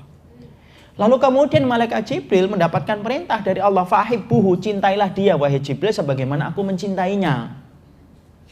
Sebagaimana aku mencintainya.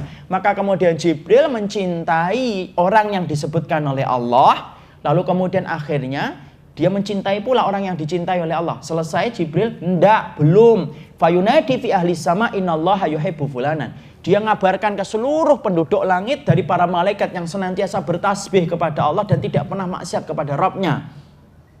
Malaikat Jibril berkata, "Ya ahlas sama, hei penduduk langit, Allah sedang jatuh cinta itu kepada hambanya." Insya Allah ibu. Kalau kita dicintai oleh Allah itu kayak apa itu? Allah panggil Jibril, kemudian ngumumkan, "Hei Jibril, sesungguhnya Allah itu jatuh cinta penduduk langit. Cintailah orang yang dicintai oleh Allah dan cintailah orang yang kemudian dicintai oleh malaikat Jibril." Seluruh penduduk langit itu akhirnya mencintai orang yang dicintai oleh Allah dan mencintai orang yang dicintai oleh Jibril. Malaikat umahat. Kayak apa itu? Malaikat yang mencintai orang itu. Seluruh penduduk langit. Makanya tadi sampai saya katakan salaf kan, berapa banyak orang yang terkenal di mata kita, tapi menjadi orang yang tidak dikenal oleh penduduk langit. Wa kam min majhul, dan berapa orang yang tidak dikenal oleh kita di dunia, masyhurun. Dia menjadi masyhur di antara penduduk langit karena amal solihnya. Apa yang dilakukan oleh malaikat ketika malaikat itu telah jatuh cinta? Tidak main-main umahat. Allah kemudian turunkan salah satu ayat untuk menerangkan yang dilakukan oleh malaikat. Innalladzina qalu rabbunallah. Ayat ini sudah kita hafalkan. Innalladzina qalu rabbunallah tsumma istaqamu tatanazzalu alaihimul malaikah alla takhafu wa la tahzanu wa abshiru bil jannati allati kuntum tu'adun. Allah berfirman, kalau ada seorang hamba yang mengatakan Rabb kami adalah Allah, kemudian dia istiqamah, maka turun kepada mereka itu para malaikat. Tatanazal. Tatanazal itu turunnya bukan hanya sekali, berkali-kali. Kepada siapa? Orang yang istiqamah setelah mengatakan dirinya itu beriman kepada Allah. Insya Allah. Allah cinta. Allah turunkan para malaikat kepada mereka. Apa yang dilakukan oleh para malaikat kepada orang-orang yang Allah cintai? Para malaikat itu berkata, "Ala takhafu," apa yang kamu takutkan. "Wala tahzanu," apa yang kamu sedihkan. "Wa absyiru bil jannah," maka bergembiralah dengan kabar surga yang telah dijanjikan oleh Allah. Imam Ibnu Katsir berkata ketika beliau mengomentari ayat ini, para malaikat itu mengatakan kepada orang-orang yang telah istiqamah ketika mendapatkan cinta dari Allah, "Ala takhafu." Loh, yang kamu takutkan dalam urusan dunia itu apa? Tidak perlu takut. "Wala tahzanu," yang kamu sedihkan itu apa? "Wa absyiru bil jannati allati kuntum tu'adun," karena kamu telah mendapatkan kabar gembira dari surga. Masya Allah ibu. Jadi orang yang kemudian apabila dicintai oleh Allah, maka kemudian dia mendapatkan penguat, memberikan motivasi ke dalam jiwa dan hatinya. Siapa itu? Para malaikat. Padahal sering saya sampaikan dalam pertemuan-pertemuan sebelum-sebelumnya. Kita bisa bayangkan kalau dikuatkan oleh malaikat itu kayak apa. Lalu kita dikuatkan oleh motivator saja, Masya Allah. Ada motivator siapa? Mario Teguh, Ari Ginanjar, Andre Wongso. Kita harus mengikuti mereka. Semangat kita itu tambah. Mario Teguh itu salah satu orang yang saya suka bagaimana beliau ketika menyampaikan sesuatu. Kalau kita habis dengar itu, Masya Allah kita itu sadar kesalahan kita. Tapi Masya Allah, ini yang mendapatkan kekuatan bagi orang yang telah dicintai oleh Allah itu bukan para motivator. Yang mengkuatkan mereka itu adalah para malaikat. Masya Allah. Kita bisa bayangkan itu kekuatan semacam apa yang Allah berikan melalui para malaikat ketika orang yang dicintai oleh Allah itu dikuatkan oleh para malaikat. Masya Allah, itu kayak apa imahat? Besar banget itu. Ini loh yang menjadikan kita memahami ujian Allah bagi orang yang beriman itu berat. Iya, tetapi pertolongan Allah itu jauh lebih besar daripada ujian yang Allah berikan. Kenapa? Allah kuatkan dia. Umar bin Khattab, Abu Bakar, yang tadi kita katakan. Kalau kita membaca sirah para sahabat itu geleng-geleng. Kenapa? Seakan-akan tidak percaya itu menimpa kepada mereka dan terjadi dalam hidup mereka. Tapi kenapa mereka mampu melewati semuanya itu? Satu, salah satunya adalah karena mereka diberikan kekuatan oleh para malaikat. Saya ibu pernah itu, Masya Allah, ketika dulu khidmah di Suriah, ada orang-orang yang luar biasa yang pernah saya lihat. Salah satunya ibu, ada ibu-ibu datang ke rumah sakit ketika beliau dalam kondisi kelemahan. Datang ke rumah sakit itu tidak mudah, tidak gampang. Kalau di Suriah itu Masya Allah ibu, siang itu kayak neraka. Kenapa siang itu kayak neraka? Karena setiap saat dihujani dengan rudal, roket tanpa pernah berhenti. Makanya kalau siang itu kayak kuburan, tidak bisa ngaji bareng-bareng kayak ibu gini tuh tidak bisa. Apalagi kemudian habis ngaji makan padang di mana, tidak bisa. Makan itu cuma sekali ibu, sekali atau 2 kali. Ya, maka beliau datang, kemudian ketika saya sambut karena saya penerjemah bagi para dokter, kemudian ditensi, kemudian gula darahnya Masya Allah ibu menyentuh angka 500 lebih. Dia mengeluhkan sininya kenceng, sininya pusing katanya. Kemudian akhirnya sang dokter ngomong ke saya, Ustaz, sampaikan ya ke beliau supaya jangan banyak makan. Saya kemudian ketika mau menyampaikan itu sudah agak ragu-ragu saya. Ya tapi karena saya penerjemah harus amanah. Saya sampaikan, ya Ummi ala tuksiri fito amwasyarab. Jangan diperbanyak makan dan minumnya ya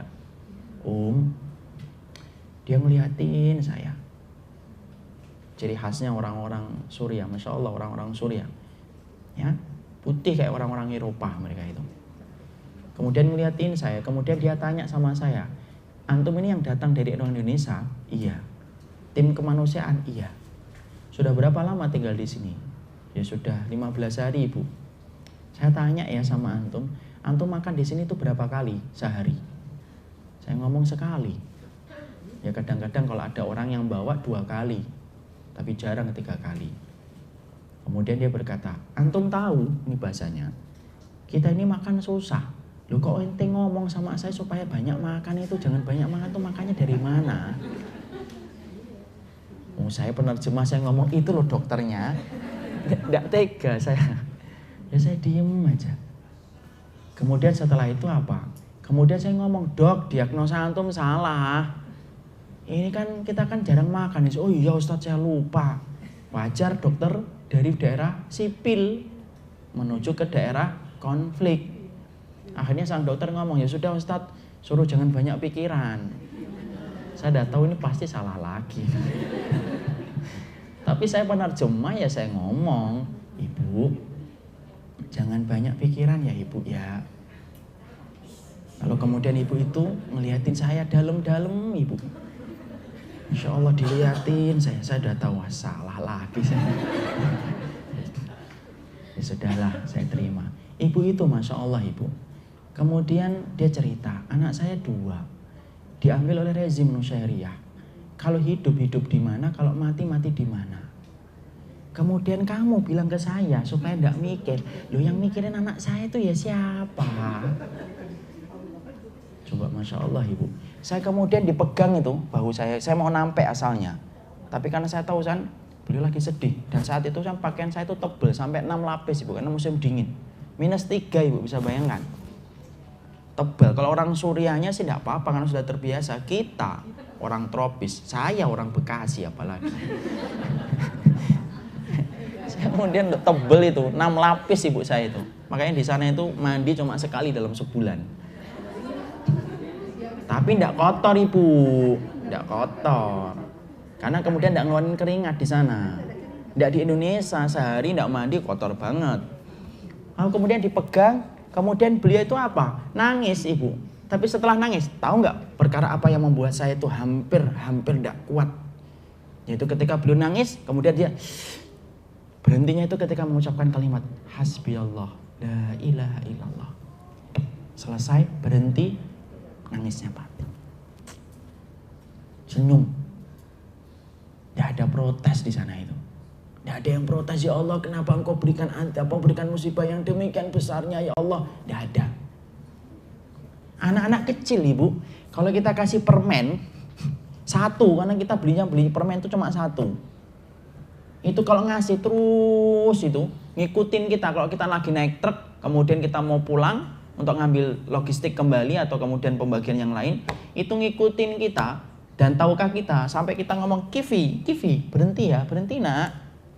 Itu sambil kemudian mereka melambaikan tangan dan berkata Allahu yahfadkum, Allahu yahmikum. Itu akidah loh ibu. Apa itu artinya? Semoga Allah menjaga kalian, semoga Allah melindungi kalian. Itu diucapkan anak-anak umur berapa? 6 tahun, 7 tahun, 8 tahun. Kalau 15 tahun sih saya masih maklum. Padahal kalau 6 tahun, 7 tahun anak kita ngapain? Masya Allah menjaga, semoga Allah menjagamu ya bu, mau ngaji ya di Tebet ya, semoga Allah menjagamu. Susah nyari anak kayak gitu sekarang.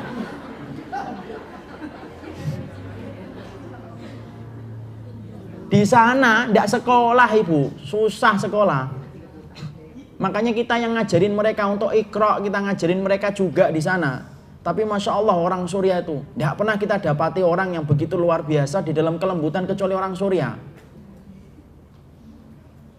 Saya banyak sekali menyimpan kisah-kisah indah bersama orang-orang Suriah. Pantas kalau sampai Rasulullah mengatakan tuba li ahli Syam fa inna malaikatur rahman basitatun ajnihataha ala ardi Syam. Sesungguhnya beruntung sekali orang itu yang menjadi penduduk Syam, karena sesungguhnya malaikatur rahman itu kalau mengepakkan sayap itu di atas kota Syam. Hari ini yang porak-poranda itu ibu dipilih oleh Allah untuk menurunkan Nabi Isa. Allah itu ketika menurunkan Nabi Isa tidak di Tebet, tidak. Apalagi Bekasi, enggak juga. Allah pilihkan untuk menurunkan Nabi Isa itu di mana? Di Suriah yang hari ini porak-poranda. Alfamart, Indomaret enggak ada di sana. Tapi di situ Allah kemudian akan turunkan Nabi Isa alaihi salam. Kenapa? Berkah tanahnya yang luar biasa. Kalau tanah kita dibasahi dengan air hujan, tanah Syam itu dibasahi dengan darahnya para syuhada yang cinta sama Allah. Siapa yang bisa ngalahkan kayak gitu? Tidak ada yang bisa ngalahkan ibu. Tidak ada di antara mereka itu kemudian yang menyesali takdir. Tidak ada. Padahal itu Masya Allah, setiap waktunya kita ngeliat korban itu hampir tiap hari. Itu ikhwan-ikhwan di sana itu yang di rumah sakit sering memperlihatkan foto. Ini masih hidup, ini masih hidup, ini mati, ini mati, ini mati, ini masih hidup. Bentar lagi juga mati, ini hidup. Sampai menjadi hal kayak gitu ibu. Tapi kenapa mereka kuat? Karena kemudian saya yakin kok ada pertolongan Allah ketika Allah turunkan kekuatan bagi mereka. Dulu ibu kita di sana itu masih bisa kemudian ngeliatin paspor. Kita waktu sebulan, saat itu memang masih bisa sebulan. Hanya sebulan. Kita masih bisa pulang kembali kepada kehidupan normal, ketemu masakan Padang lagi. Di sana tidak pernah tahu kapan itu berakhir. Dan hari ini lebih parah daripada keadaan kita dulu ketika di sana 3 tahun yang lalu. Itu saudara kita loh ibu. Nggak main-main, darah yang menetes di sana itu darah manusia, bukan darah kucing, darah manusia tiap hari. Dan mereka itu Masya Allah, hanya karena mereka itu mempunyai akidah Ahlussunnah, kemudian mereka diperangi sampai semacam itu. Makanya saya kan katakan kan, kalau sekarang setelah saya mengunjungi mereka, saya malu untuk menyebut diri kita itu pemegang bara api. Bara apinya itu mana gitu loh. Mereka itu layak yang menyebut diri mereka itu bara api. Kenapa? Makan susah, minum susah ibu. Tapi Masya Allah menghormati tamu. Kalau kita minum di pagi hari, itu dicoba dulu sama mereka. Jangan minum dulu Ustaz. Mereka minum dulu. Saya tanya kenapa antum minum dulu akhi? Kalau ada racun biar saya mati dulu sebelum antum. Supaya antum tidak mati. Sampai saya itu pernah itu sampai ketika mau pulang dipeluk supaya minta itu kalau kami tidak ngerti antum punya keluarga di sana masih punya ibu dan bapak. Kami akan kemudian tahan antum supaya antum tidak pulang. Hormat betul sama orang. Kita ibu kalau khutbah di sana tidak ada yang kemudian tidak dengerin. Semuanya dengerin. Padahal bahasa Arab kita itu bukan bahasa Arab asli. Mereka yang bahasa Arab asli. Tapi mereka kemudian tidak cuek, tidak. Bandingkan dengan orang Mesir. Bandingkan dengan orang Saudi secara umum. Mereka jauh lebih lembut mereka itu. Tidak pernah kemudian ngeremehin antum, bahasa Arab antum apa sih? Enggak. Pantas sampai Rasulullah ketika ditanya oleh kemudian para sahabat, kalau kami keluar dari Madinah, kemana tempat yang kami harus tuju ya Rasulullah? Lalu Rasulullah mengatakan, alaika bisyam, kamu itu di Syam. Fa innallaha takaffala li bisyami wa ahlihi. Allah itu menjaminkan untukku tentang Syam dan kemudian tentang orang-orangnya di Syam itu. Masya Allah, luar biasa itu. Dan Allah memberikan kekuatan itu. Apa yang menjadikan kekuatan itu? Kekuatan itu adalah salah satunya malaikat yang menguatkan mereka, saya yakin walaupun saya tidak melihat. Siapa sih yang mampu menjadikan kita kokoh melewati setiap ujian?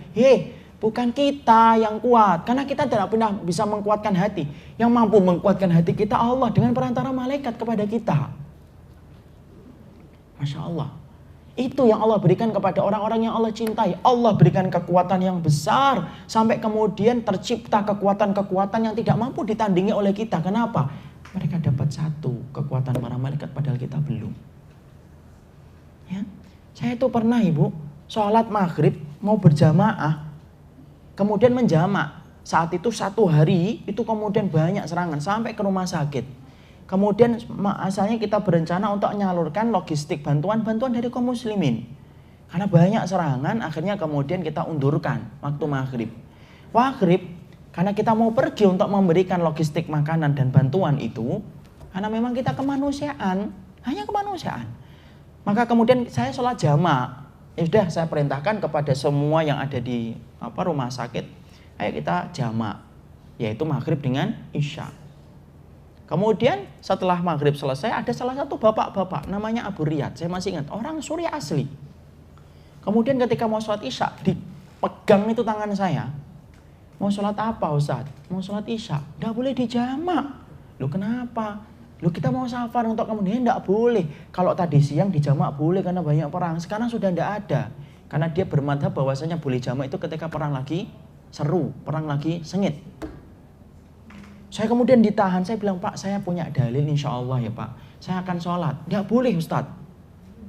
Kemudian kemudian ada salah satu di antara teman kami yang berkata begini, Ustadz sampaikan ke beliau, nanti dijelaskannya habis sholat isya. Saya menyampaikan, bentar ya Pak, saya sholat isya dulu nanti saya jelaskan. Dilepas itu. Saya sholat isya, saya jamak. Dia nunggu di samping saya. Coba ibu. Saya kemudian salam, langsung tanya, mana dalil antum? Saya sampaikan dalil-dalil ketika Rasulullah, ketika haji, ketika Rasulullah wukuf, ketika bermalam di Musdalifah, beliau menjamak dan yang lainnya.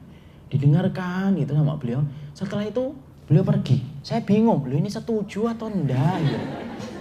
Ternyata dia ke belakang, kemudian ngambil teh, kemudian dikasihkan teh itu kepada saya. Minum Ustaz. Duh, Bapak itu setuju atau enggak setuju? Saya bilang gitu. Loh, kok antum tanya saya setuju atau tidak setuju? Kalau antum sudah mengatakan qala Rasul, tidak ada sikap bagi saya kecuali setuju. Antum salah nanya sama saya kayak gitu. Saya diam akhirnya. Ini minum teh. Kalau saya punya hadiah yang lebih baik daripada ini, saya akan kasihkan. Bahkan beliau ngomong, kalau saya masih punya putri yang belum nikah, saya nikahkan dengan ini. Nah, itu jujur loh ya dari beliau saja. Tapi saya bilang, enggak Pak, beda Pak. Saya Suriah, saya Indonesia, Bapak Suriah. Masya Allah, yang ingin saya ambilkan, Masya Allah, cepat tunduknya mereka. Padahal itu merubah dan mengkoreksi pemahaman dia selama ini. Padahal yang sering ngaji di Tebet hari Rebo, didampaikan hadis, belum tentu langsung nerima. Coba, ya kan? Kajiannya di mana Bu? Di Tebet. Hari apa? Rabu. Jam berapa? 10, jam 12. Qala Rasulullah, bentar dulu kalau yang itu. Ini Bu, sebentar saya cuma mengatakan qala Rasulullah, kemudian selesai minggir ngambil teh dikasihkan ke saya. Masya Allah, itulah luar biasanya. Walaupun juga tidak menutup ada yang buruk juga ada. Setiap daerah tetap ada yang baik dan ada yang buruk. Tapi rata-rata semacam itu. Ini Masya Allah yang kedua apa? Orang yang dicintai oleh Allah itu dijaga oleh para malaikat. Ya. Jadi kemudian sangat luar biasa bagaimana kemudian ketika seseorang itu dicintai oleh Allah Subhanahu wa Ta'ala. Sudah mau zuhur ya. Kita lanjutkan. Ya. Yang ketiga, orang yang dicintai oleh Allah maka diwafatkan dalam keadaan husnul khatimah. Kemudian yang keempat, orang yang dicintai oleh Allah akan melihat wajahnya Allah. Yang ingin saya sampaikan Ibu, kenapa saya sampaikan hal yang semacam ini? Supaya membangun kembali lentera, menghidupkan kembali lentera di dalam hati kita. Bahwasanya yang paling penting dalam hidup kita itu bukanlah nafsu dan bukan pula gemericik dunia. Tapi yang paling penting bagi kita setelah kita mendengarkan hadis-hadis itu adalah bagaimana kembali kita menghidupkan lentera hati kita. Supaya lentera hati kita mendapatkan ridhanya Allah dan cintanya Allah Subhanahu wa Ta'ala. Ibu, tolong sebentar. Kalau ibu memahami tentang pentingnya ridha Allah, maka ibu akan menjadikan suaminya dan menjadikan keluarganya itu adalah mendapatkan ridhanya Allah. Kalau ibu seorang suami pasti ingin menjadikan istrinya itu adalah mendapatkan ridhanya Allah. Kenapa? Semuanya ini penting untuk dipahami oleh kita. Karena yang paling dahsyat dalam hidup kita itu adalah ridhanya Allah. Hari ini ridha Allah itu hilang. Orang menikah bukan untuk mendapatkan ridhanya Allah, tapi mendapatkan kehidupan yang mapan. Ada orang yang kemudian ketika menjalani ibadah bukan untuk mendapatkan ridhanya Allah, tetapi supaya rezekinya lancar. Banyak orang yang mereka dalam hidupnya lentera untuk mendapatkan ridhanya Allah itu sudah redup dan padam. Akhirnya apa? Tidak nampak Allah dalam kehidupannya. Makanya pentingnya dalam kehidupan kita dapatkan ridhanya Allah. Karena sesungguhnya yang paling besar dalam kehidupan kita adalah ketika kita mendapatkan ridhanya Allah. Kalau sudah menetapkan tujuan, bahwasanya ridha Allah itu menjadi tujuan terbesar dalam kehidupan kita, tidak usah noleh kanan, tidak usah noleh kiri, pasang kacamata kuda melihat kepada ridhanya Allah. Berdoa supaya kita dipertemukan dengan orang-orang yang juga mencari ridhanya Allah dalam kehidupan kita. Kenapa kita harus mencari orang itu? Karena sesungguhnya dialah yang akan menjadi kekuatan dan motor penggerak kita beribadah kepada Allah. Karena apa? Mencari ridha Allah itu berat Ibu. Sebagaimana perjalanan ke puncak. Perjalanan ke puncak itu yang bisa sampai ke puncak satu orang atau banyak orang? 1, 2, 3, yang lainnya tercecer di bawah. Kenapa? Menuju ke puncak itu hanya disisakan oleh satu orang. Fokus kepada tujuan ridhonya Allah itu. Jangan oleh ke kanan, jangan oleh ke kiri. Belajarlah dari singa Ibu. Singa itu kalau sudah menetapkan buruan, dia tidak noleh ke kanan, dia tidak noleh ke kiri. Saya pernah membaca kisah nyata di Hidayatullah. Ada seorang dai ketika dia itu akan mengajarkan dakwah, karena dai-dai Hidayatullah itu kan Masya Allah luar biasa. Mereka di pedalaman. Ada kisah nyata yang diceritakan salah satu dai yang pernah saya baca. Dai ketika membelah hutan, tiba-tiba dikagetkan dengan kijang yang lewat di depan sepedanya. Belum hilang kagetnya, apa yang terjadi? Kemudian ada harimau nabrak itu kemudian sepedanya. Coba, gemeter dia, jatuh dia. Jatuh dia. Itu harimaunya ngeliatin dia. Dia udah gemeter aja itu kemudian. Karena merasa bahwasanya akan diterkam. Harimaunya Ibu ngelihat sebentar tok, kemudian lihat apa? Ngelihat gitu kemudian kijang lagi. Ditinggalkan itu kemudian orang tadi kemudian ngejar kijang kembali. Itu nyata itu. Sang penulis, sang dai menceritakan karomah. Iya itu karomah. Tapi kalau saya lihat bukan hanya itu. Saya enggak ngerti ya, dainya ini kurus atau enggak ya. Tapi yang saya perhatikan Ibu, Masya Allah, harimau, sebentar, jangan itu dulu. Harimau itu, Masya Allah, fokus kepada targetnya dan fokus kepada buruannya. Dikejar terus itu kemudian buruannya kemanapun perginya. Coba kalau Ibu lihat Discovery, kalau harimau sedang ngejar kerumunan sapi, dia kejar itu yang banyak. Kemudian ada yang putus satu, yang dikejar yang banyak atau yang satu? Yang satu, terus dikejar. Dia nggak noleh ke kanan, nggak noleh ke kiri, enggak. Matanya tuh langsung ke sapi terus itu. Sampai dia dapatkan. Pemburu kemuliaan, pemburu ridhonya Allah itu sama harusnya kayak harimau. Nggak usah lihat ke kanan, nggak usah lihat ke kiri. Diomongin orang, selama Ibu ngerti dalilnya. Nggak usah peduli kanan kiri, karena setiap orang itu bertanggung jawab terhadap dalilnya masing-masing. Jangan kayak harimau, jangan kayak kemudian yang lainnya. Baru diomongin dikit, sedih. Diomongin sedikit, patah semangat. Diomongin sedikit, haral kemudian sudah datang. Nggak gitu. Mendapatkan ridhonya Allah itu berat dan susah. Tapi beruntung orang yang mendapatkannya di dunia dan di akhirat. Kalau orang sudah jatuh cinta sama Allah Ibu, maka omongan apapun tidak akan pernah untuk mengurangi dan mempengaruhi kita. Coba lihat wanita kalau sudah jatuh cinta. Diomongin, kamu yakin tuh sama dia?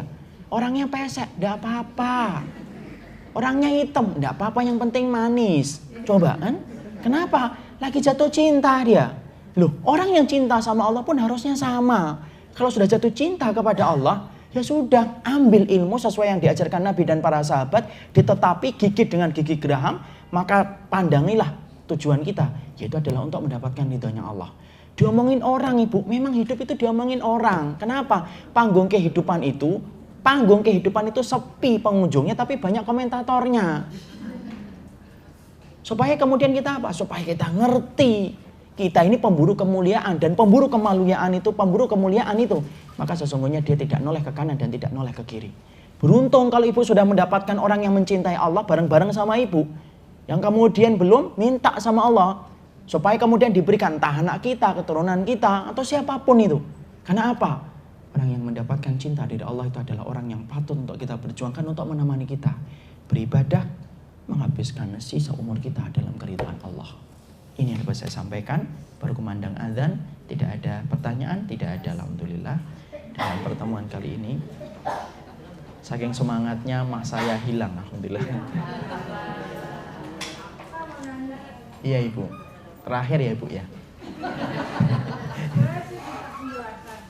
Iya.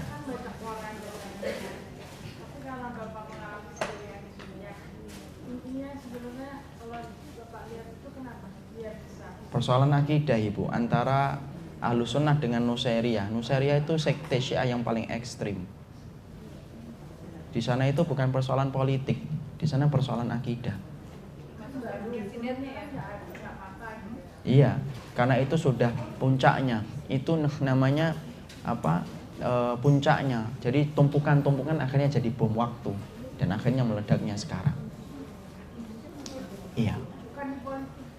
Enggak. Insya Allah enggak ibu. Pengalaman saya selama 1 bulan di sana membuktikan itu bukan persoalan politik. Insya Allah itu persoalan akidah.